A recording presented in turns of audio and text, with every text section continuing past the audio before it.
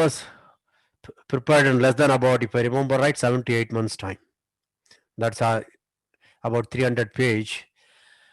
And as again Purna remarked, many of the proofs are very new and relevant.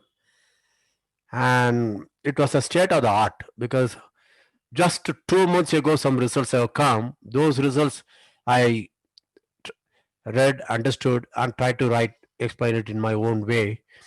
And so that way it was a state of the art when it was done. It's the unfortunate thing was, I mean, I say, as all of you know, there will be a lot of typos because I don't have any written manuscript. I just type directly. So I just wanted to kind of make corrections. Another thing is, those of you, you know, even in analysis and algebra, I draw pictures. So in Riemann and geometry, you can see how many pictures I would like to draw. All right. So I wanted to draw a lot of pictures, another 100 pictures or so. So I thought I will hand draw and ask perhaps someone, Ajit or somebody, to do the pictures on computer and include. But somehow that kept on delaying, and uh, again, immediately after that I joined Bombay University. Then I got into MTTS. Then I came to Hyderabad. Then I got into ICM and lot of international committees work. I was traveling too much, so I couldn't do anything. There was a brief period, about 3 months or so, I spent at ICTP Trieste. At that time, I went through and did whatever, and I added yep, some more topics in that, which was needed in modern geometry. And that's it. That was around 2007. After that, I didn't do much. So every time I thought I will go through it and add some more pictures, but it never worked out. But meanwhile, there is one Professor Aravinda who was also involved. He was also a student at that time, along with Purna and Sandhanam at TAFR.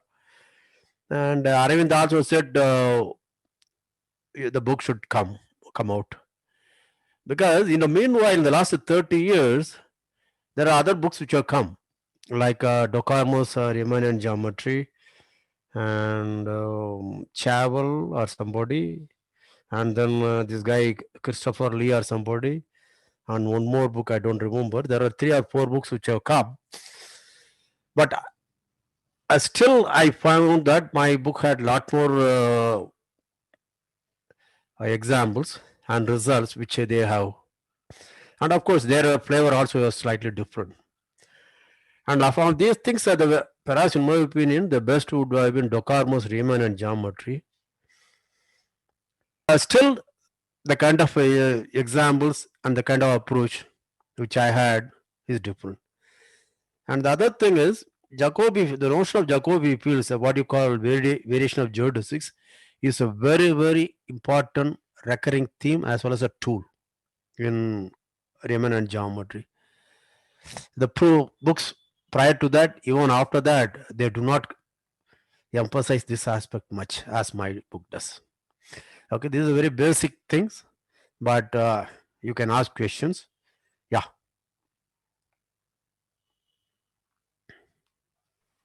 Okay. So this book is on Riemannian geometry, and another wonderful book is on Expedition to Geometry. Now, Yes. I want you to sketch some paths from Expedition to Geometry to Riemannian geometry, including the prerequisites and how a reader should learn from starting from Expedition to Geometry to this book. If there are any tips or things you can explain. Yeah. See, an expedition to geometry, as in one of the earlier meetings I discussed, when I started MTTS, I found that always, many college teachers, students ask me, in anything I try to explain geometrically, they asked, how can you think geometry like this? Well, I do not know how to explain. So I said, the only thing is you learn geometry properly. So what I thought was, when we started MTTS, I started having a course. Nowadays, only 3 courses, as you know. There was a 4th course, which is geometry. But unfortunately, there was no book, nothing. Okay, either geometry meaning Euclidean geometry or analytic geometry, 2 or 3 dimensions. After that, people talk about Grothendieck, algebraic geometry, schemes, Sayre, okay, all such things. Okay, there is nothing which make you think geometry on the way and build your geometric intuition. After that, you can go to abstraction. That was missing. So what I thought was, and also it depends on your temperament. See, there are a lot of geometries. Like Euclidean geometry, pure geometry is a purely axiomatic thing. Okay, you can without even drawing pictures in principle you can explain. Okay, when it came to coordinate geometry, it is algebraization of geometry. So naturally, you can see, look at all your analytic coordinate geometry books of 2 and 3 dimensions. There is no geometry. Okay, so you will have a quadratic expression and then some a b c d e f g h. Okay, some expression a b c d e f g h polynomial expression equal to some other expression. This is all you did your coordinate geometry most of the time. Or m1 times m2 is -1 and all that kind of thing. Okay, but how many of you, for example, when I ask what are the focal properties of the standard conics, many would not know. But they are the most important applied in physics, in engineering, and various construction of scientific instruments. So this kind of geometry is missing. Okay, when you come to all the so-called coordinate geometry, your focus is manipulation of symbols and algebra rather than geometry. And there is also another forgotten era which was called the projective geometry. That was actually during Renaissance period when they wanted to paint on a canvas a three-dimensional picture. Then they gave the so-called perspective. It gives a direction. Okay, as though the third dimension is there. Okay, and mathematicians as usual try to understand how to do that and develop this system of homogeneous coordinates and then try to do that. But it was also in vogue for a while. But then when modern mathematics around 1950s, 60s happened, people just threw it out. Okay, I'll come back to it in a minute. Okay, when computer graphics and computer vision came, okay, when you wanted to on a monitor, two-dimensional monitor, you wanted to expose three-dimension, or you wanted to give a ferocious T-Rex on dinosaur world, okay, what did you do? Projective geometry. So projective geometry was revived around 80s, late 70s and 80s. Okay, all computer scientists, especially who work in computer vision and computer graphics, want to learn that now. Anyway, right? And this projective geometry is the one which gave rise to what they call modern geometry, modern algebraic geometry, thanks to Andrew Weil, followed by Sayre, and followed by Grothendieck. Okay, and Grothendieck is more or less the final authority on that. And Professor Poona will say something about it during his talk. Okay, then there is another school which was like Descartes used algebra to understand geometry. Gauss started using calculus to understand surfaces in three dimension. And his student Riemann was much more of a geometric genius. Okay, and he understood what is really happening. Okay, he put it on even a dimension, and he is far superior. I mean, of course, it's my personal thing. If you ask me, I will consider Riemann is superior. Anyway, so he introduced the so-called Riemannian geometry or modern differential geometry of any dimension, any finite dimension for that matter.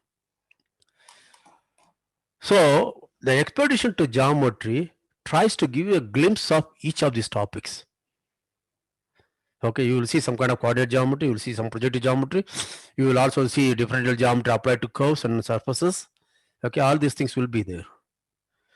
Okay, and there is also another aspect which is due to Felix Klein. It is usually known as Klein's Erlanger program. Erlanger is a place where he was associated with. His program was, he understood geometry. When you say geometry, what do you mean by geometry? He wanted to understand that. And the way he did that was very interesting. But then, with hindsight, I will say it's about mathematics. What he said was, when you say, for example, what is meant by Euclidean geometry? Okay, Euclidean geometry, it depends upon Euclid distance and measure. Okay, something what you call rigid motions, any kind of quantity which is invariant under Euclidean group of Euclidean motions.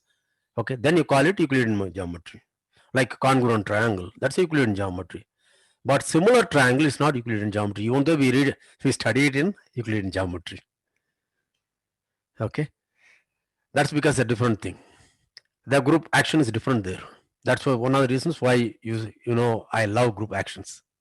Anyway, so that part of Klein's approach to geometry was also explained in the book on expedition geometry, and the book is, in my opinion, something fantastic. If somebody wants to really have some kind of an idea, they should go through it.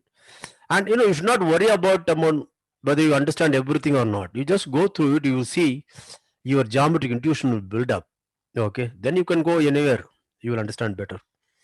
Okay, so that is what expedition geometry is. So it gives a bird's eye view of various ways of looking at geometry, which is in some sense accessible to a good student of BSc mathematics. Second and third year student in principle should be able to read, assuming he has a little bit of calculus and a little bit of linear algebra, not too heavy stuff or anything. Okay, matrix thing, etc. That's it.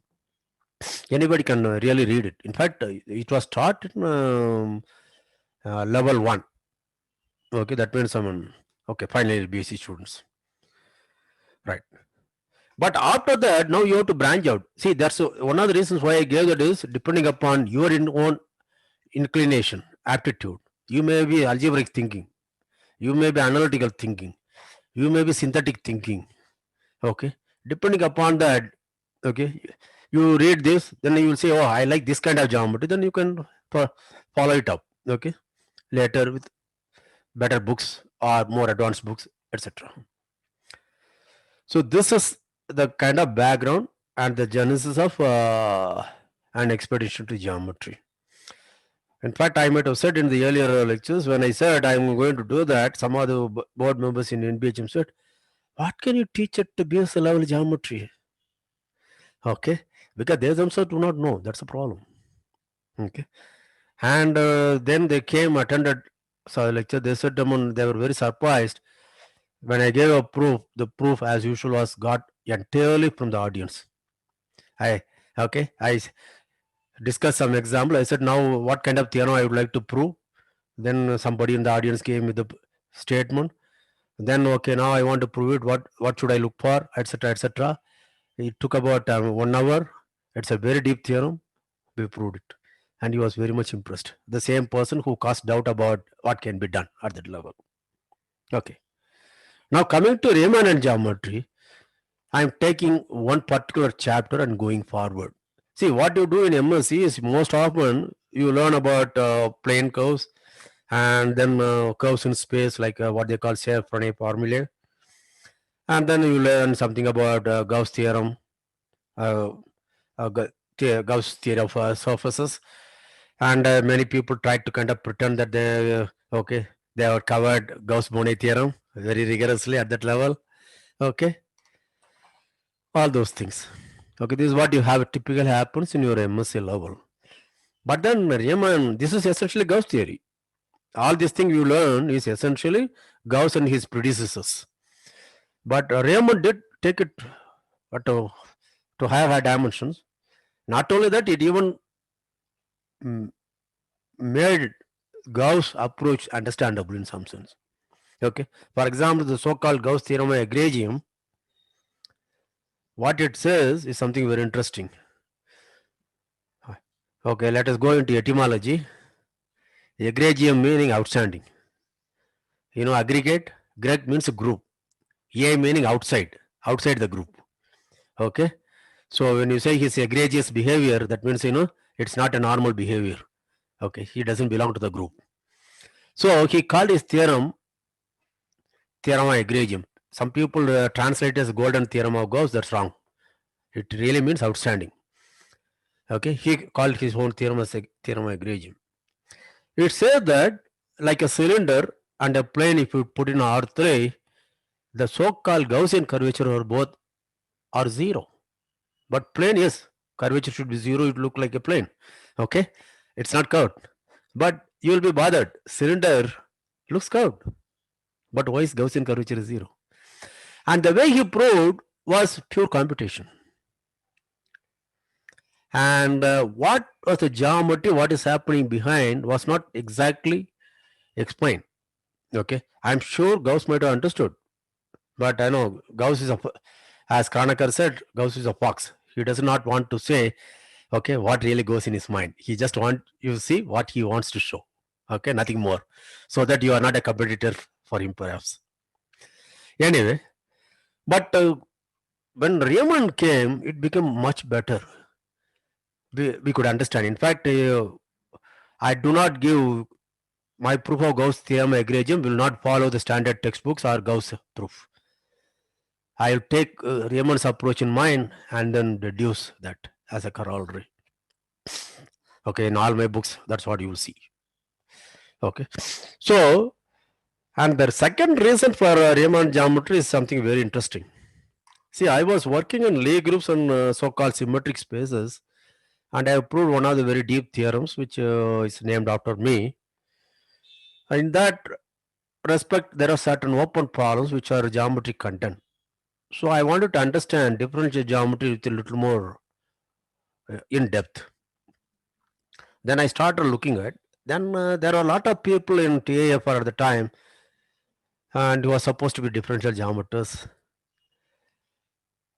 But when I tried to probe and ask questions and something, I found that I was not happy.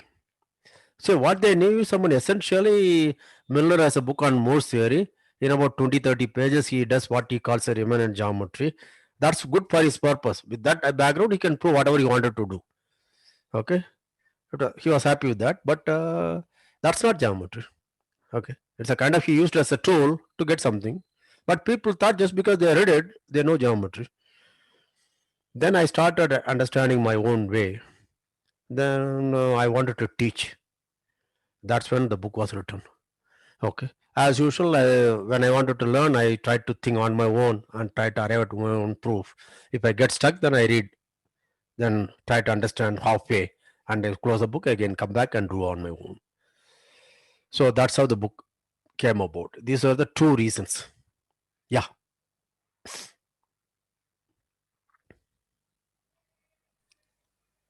Any questions? Yes, yes. So starting from that book Expedition to Geometry, there we can see various kinds of geometry all over the chapters. Now, in particular, Riemannian geometry, we can study after that. And Right. we have to have a mastery over multivariable calculus and Yes. Yeah. Right. Yeah. That was one of your questions which I didn't answer. So what is the background? The background is someone multivariable calculus. Multivariable calculus to be understood in geometric sense. Multivariable calculus is not just a computing Jacobian, del fy by del xj. Okay, you want to understand geometry, how the curves play an important role. In fact, many people learn from me, and soon a book is going to come on that. Okay, these things will be there, but a glimpse of that can be seen in the first chapter of my book, uh, Differential Geometry, and Lie group's book. That deals with differential calculus in the context of Banach spaces, but you can assume it's Rn and go through it. Yeah, that's a must. And of course, bit of topology is needed. And later, when you some kind of, when you want to talk about homology or fundamental groups covering spaces, some algebraic topology will also be useful, but that's not needed to start with. Yeah, but a very basic thing is some multivariable calculus in the proper sense, in the proper geometric way. That's a must. Yeah. Okay, so for start with, we don't need algebraic topology. You don't need.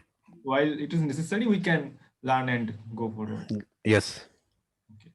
And yes, next question is, can you comment something on the future editions of that book? Comment on? Future editions of that book, Riemannian Geometry. Do you comment on that? Comment on what? I'm sorry, I don't hear Future properly. editions. Huh? Future editions. Future edition. Future edition, yeah, you could see. I know why you are asking. You read my preface, right? Towards the last end. Yeah, Yeah. Yeah. yeah. See, as I said many times during my last 15-20 minutes of talk, I wish I had paid more attention to that book. When I was young, I should have done it, but I got into various activities, so I didn't. And even now, just because everybody is insisting, I know I had already done about 7-8 years ago, I just got it published. But I think it requires a serious proofreading, an edition, a critical look. Okay. But then, I take pride in the sense that I'm not afraid of making mistakes or anything. In fact, that's why I keep saying. And my books are full of very trivial typos. But as I wrote in my linear algebra, I expect my students, the readers, audience to be intelligent and they know what I want. I will give you a very trivial example so that listeners will understand who watch this video. Suppose I write in my book 2 plus 3 equal to 6. Okay, you have faith Kumaresan knows mathematics, right? So he means something else. Now what could it be? Did he want to write 2 plus 3 equal to 5 or did he want to write 2 times 3 equal to 6? You understand this? Now, if you have been going through my book for understanding, then you will know whether the binary operation is supposed to be plus or multiplication and therefore how to correct the answer. You understand this? This kind of involvement I expect from my readers. So if simply saying it's very confusing because he wrote 2 plus 3 equal to 6, okay, it's not clear whether he wanted 2 times 3 equal to 6 or 2 plus 3 equal to 5. It's not very clear. That only shows you have not understood what happened before I wrote this. Then I don't want you to read my book. Okay, as I said, I challenge you to, okay, when you're reading. So you have to understand, you should be part of the crime. Okay, you should do that. Then the context will clear whether I wanted to have addition or multiplication. Okay, coming back to this is a common thing you will see across all of my books. Okay, and there will be people who will kind of say it's bad, etc. Okay, they have their own opinion. I do not interfere. But my idea is very clear. It's a fantastic opportunity for my reader to test his understanding. Okay, for a high school student, you will know whether it has to be plus or addition. That's right, plus or multiplication, yeah, symbol.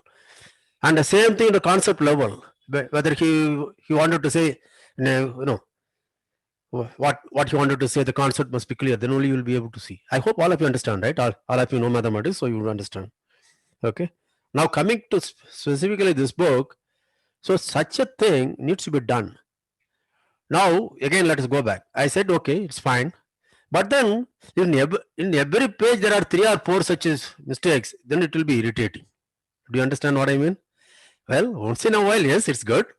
Okay, I challenge my reader or viewer or whatever it is. Okay, but yeah, every other line has this kind of stupid mistake, then it naturally it's not conducive. Okay, it's irritating, number one, and also you lose track of things.